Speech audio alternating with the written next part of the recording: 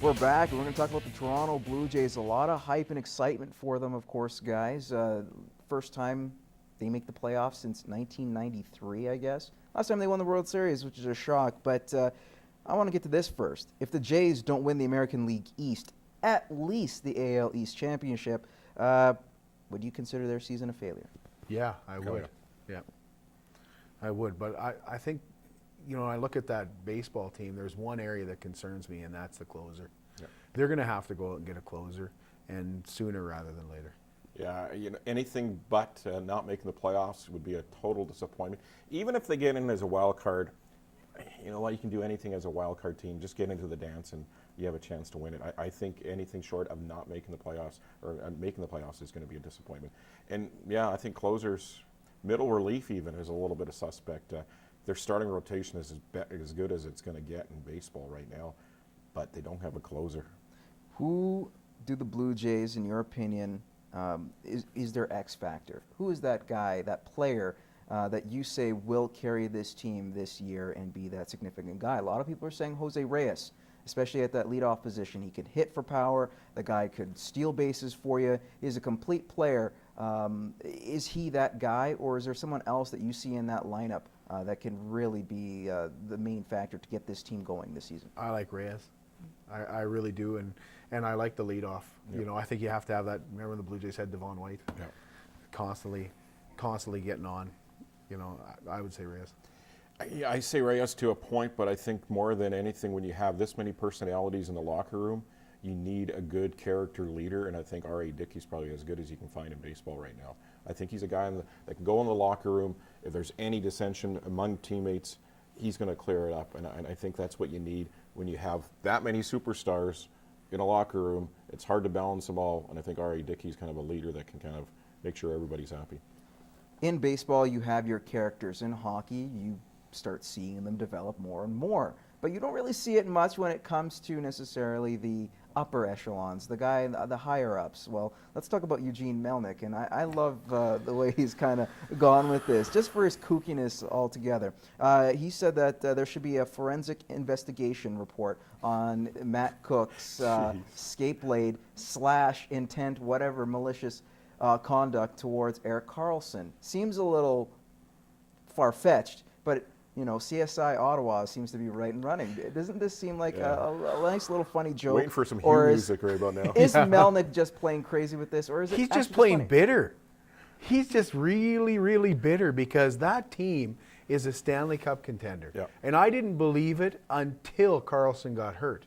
But the fact that they haven't fallen out with all that they've lost, he's bitter because he's realizing now, boy, this could have been the year. And really, when you look at that team, it could have been the year. I mean, Alfredson's there to provide the leadership. How much time has he got left? This was a big, big year for Eugene Melnyk's hockey club, and now he's just bitter. He's just angry. He's like a little kid that doesn't get his way, and he's going to try everything to get his way. He's a spoiled brat, you know. And you know, he should get the CSI unit out if Paul McLean doesn't get Coach of the Year, because man, oh man, the job that he's done in Ottawa, incredible. But I think he's just grasping at straws right now, and the NHL's not going to listen to him. You watch the replays, and every night there's plays exactly like that. And it's just one of those things that happen. It just happened. It's just bad luck. You don't need a forensic scientist. You need better luck. NCAA, you could say this about Kevin Ware, the luck, but you got to love the character of this young man. Louisville taking on Duke in the regional final on Sunday, was attempting to block a shot, ended up breaking his leg. Now, he's a sophomore, so he's still got a few years to go. He's more of a fringe draftee if he was going to go into the NBA draft, so there's no guarantee he was going to make money. But if you look at guys like Michael Bush, who played for Louisville in their football team, broke his leg in 2006, lost out in millions of dollars in the draft, ended up going 100th overall instead of saying the top 10. Should there be some kind of compensation for players getting hurt? Now, they do lose their scholarships, and it's determined by the head coaches. Now, Rick Pitino, I believe, will not give up a scholarship to Ware. But still, should there be some kind of compensation for these players that do get hurt and possibly lose out on millions? No. Just like Eugene Melnick, it's just bad luck. I can't see how you could ever do that. You know what? Not even a workers' compensation type deal. Not You even really a workers' can't. You can't. compensation. Not at the college level. I know they've been talking for years that whether it be football or basketball, all these programs make millions and millions of dollars at bowl games and make millions of dollars in the March Madness. Where do the players get out of it? The players don't get anything out of it, and that's the way it is in college sports. And you know what? It's the luck of the draw. You could go out. He could. You know, you've seen some football players in the NCAA decide to not go into the NFL draft, go for one more year in NCAA football, and then have a career-ending injury. They missed out on their opportunity for the NFL draft. Well, it's just the bad luck. All right. Quickly, we'll get to this. Nike had an ad that said winning takes care of everything.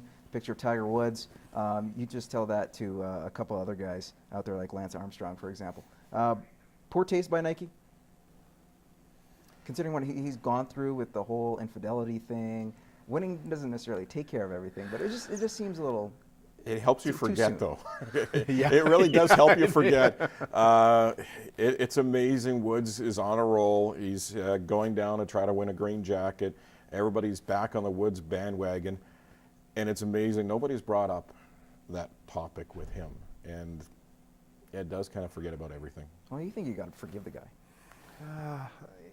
Well, yeah, everybody deserves a second chance. I'm not saying that, but the fact that it says winning takes care of everything, maybe it should have just said money takes care of everything. Because when you win, you get the money. When you get the money, you get the girls, and that's when the trouble starts. Yeah. Well, you know, there's a whole Scarface thing that goes on with that. We're gonna have to take a break, but when we come back, we're gonna have over under next.